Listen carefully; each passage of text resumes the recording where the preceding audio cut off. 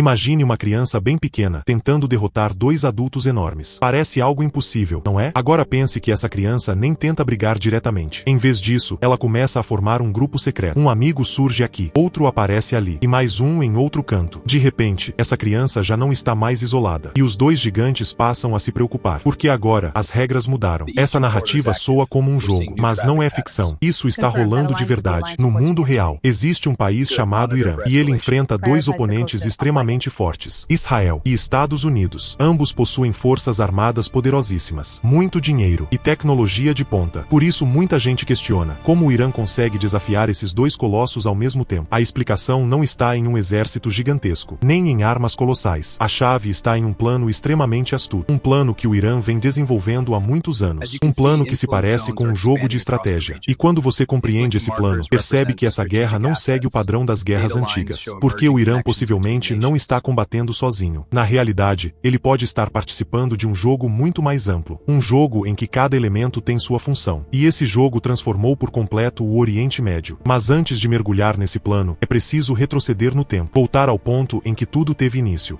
Um momento que alterou a trajetória do Irã.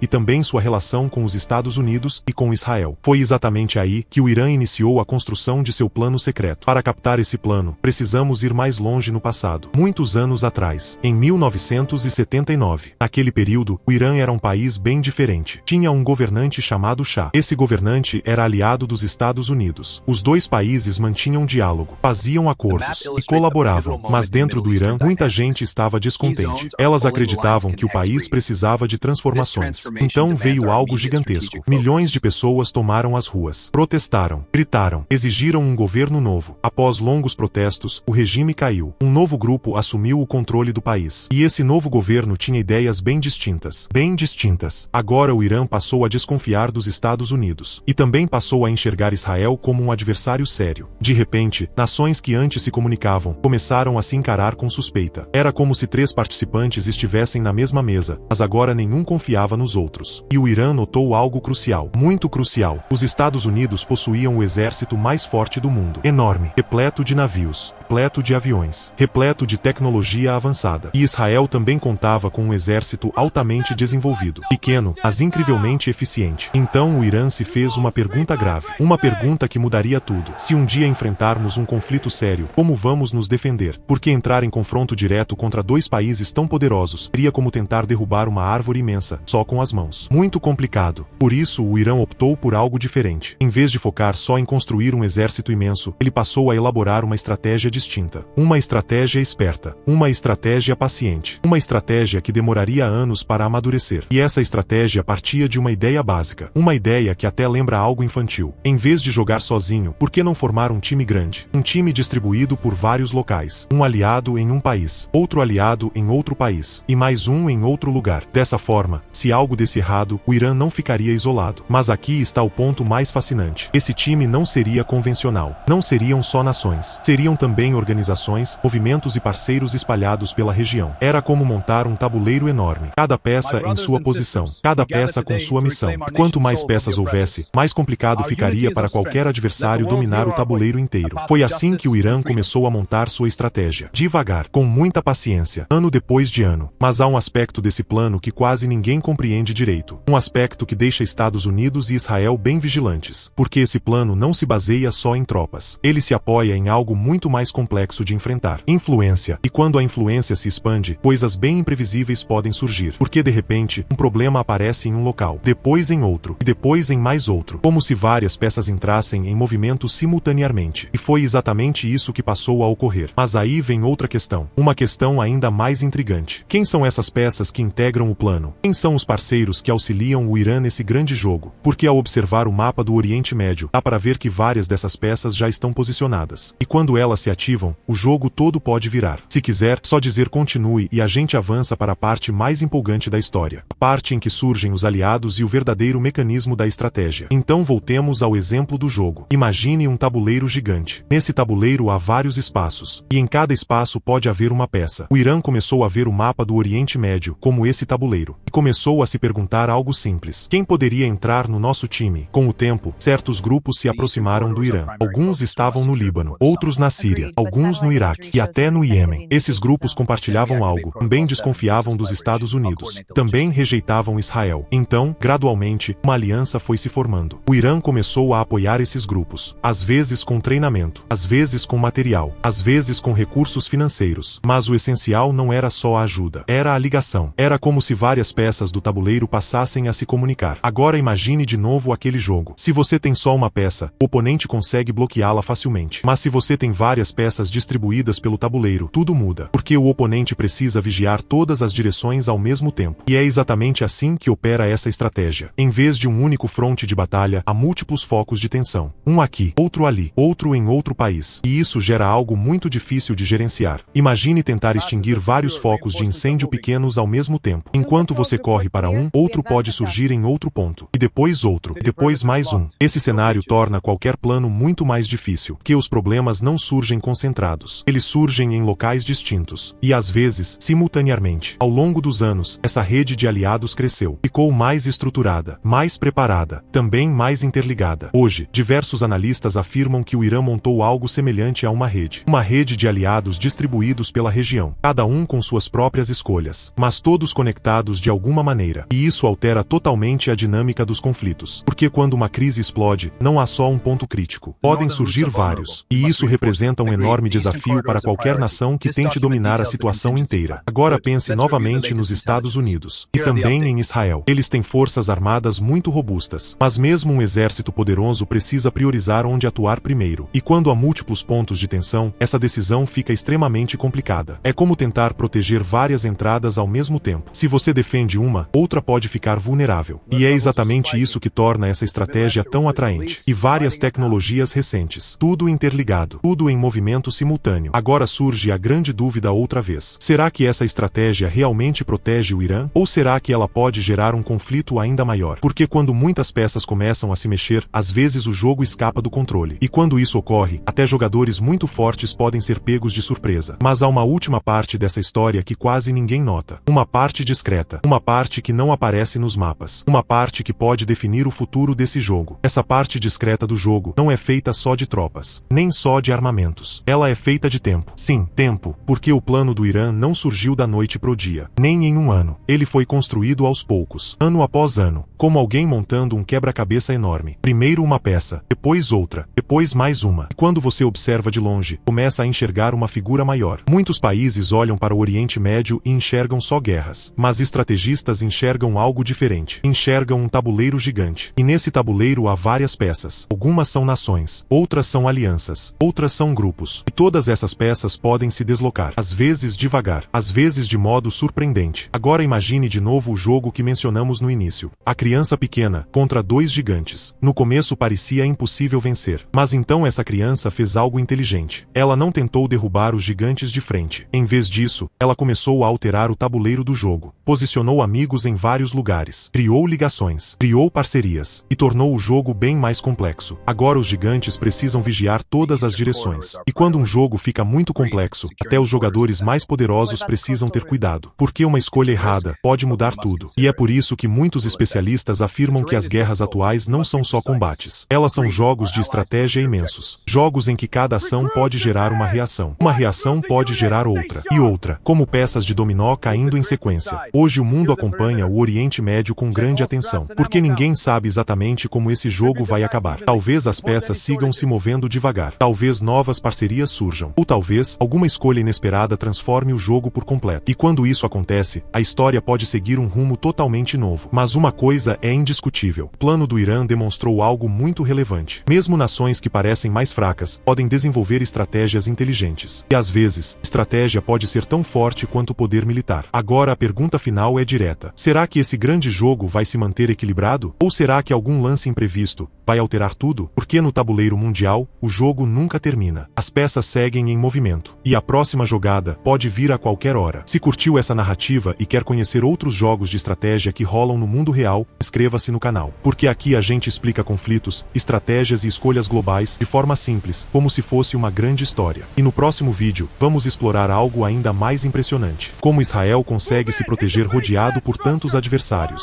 Uma história que parece improvável, mas que também opera como um grande jogo de estratégia. Mas antes de encerrar, tem uma última coisa bem curiosa nessa história, algo que muita gente ignora. Quando pensamos em guerras, muita gente visualiza só tanques, aviões, soldados avançando em campos de batalha. Mas as guerras modernas são bem diferentes. Às vezes, as batalhas mais decisivas ocorrem antes de qualquer disparo. Elas ocorrem nas escolhas, nos planos, nas alianças. Imagine de novo o tabuleiro gigante. Se você move uma peça hoje, o impacto pode aparecer anos depois. É como plantar uma árvore. No início parece minúscula, quase imperceptível, mas com o tempo, ela se desenvolve. E um dia pode ficar imensa. Foi exatamente isso que o Irã procurou fazer. Plantar várias árvores estratégicas pela região. Algumas cresceram, outras não, mas juntas, formaram algo muito forte.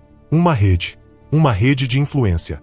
Agora imagine um mapa grande cheio de fios invisíveis. Esses fios ligam lugares distintos, países distintos, grupos distintos. E quando algo ocorre em um ponto da rede, outros pontos podem responder. É como puxar um fio de uma teia de aranha. A aranha percebe o movimento na hora. É por isso que muitos especialistas dizem que o Oriente Médio é um dos lugares mais complicados do planeta. Porque tudo está interconectado. Uma decisão em um país pode impactar vários outros. Um conflito pequeno pode se expandir rapidamente. E quando várias potências estão de olho ao mesmo tempo, cada movimento ganha ainda mais peso. Agora pense de novo na pergunta inicial. Como um país que parece menor, consegue encarar adversários bem maiores? A resposta não está só em força. Está em planejamento. Está em alianças. Está em estratégia. E às vezes, quem domina melhor o jogo, consegue se manter mesmo parecendo em desvantagem. Mas o jogo ainda está em andamento. Na verdade, está rolando agora. As peças seguem se deslocando. Novas tecnologias surgem. Novas alianças aparecem. E novas escolhas são feitas. Cada uma delas pode alterar o equilíbrio do tabuleiro. E é exatamente por isso que compreender essas estratégias é tão essencial. Porque quando você entende o jogo, começa a notar coisas que antes pareciam ocultas. Movimentos discretos. Planos que levam anos. E decisões que podem transformar o mundo. Agora imagine olhar para o mapa de novo. Não como um mapa qualquer, mas como um grande jogo de estratégia. Cada país uma peça. Cada decisão um lance. Cada aliança uma ligação. E nesse grande jogo, todos os participantes estão tentando a mesma coisa. Proteger seus interesses. Proteger seu espaço. E garantir que suas peças permaneçam no tabuleiro. E enquanto esse jogo prosseguir, o mundo continuará acompanhando, tentando prever qual será o próximo lance. Porque às vezes, a jogada mais decisiva é aquela que passa despercebida. E essa é exatamente a parte mais cativante da estratégia. Ela acontece em silêncio, mas pode mudar tudo. E é por isso que histórias como essa são tão valiosas. Porque por trás das notícias, existem jogos muito maiores em andamento. Jogos de paciência. Jogos de estratégia. Jogos que podem durar décadas. E quando você aprende a ver esses jogos, o mundo começa a fazer muito mais sentido. E assim encerra a história do plano do Irã. Um plano que não se apoia só em força, mas em paciência, em estratégia, e em posicionar as peças no lugar certo. Quando olhamos superficialmente para as notícias, parece que tudo explode de repente.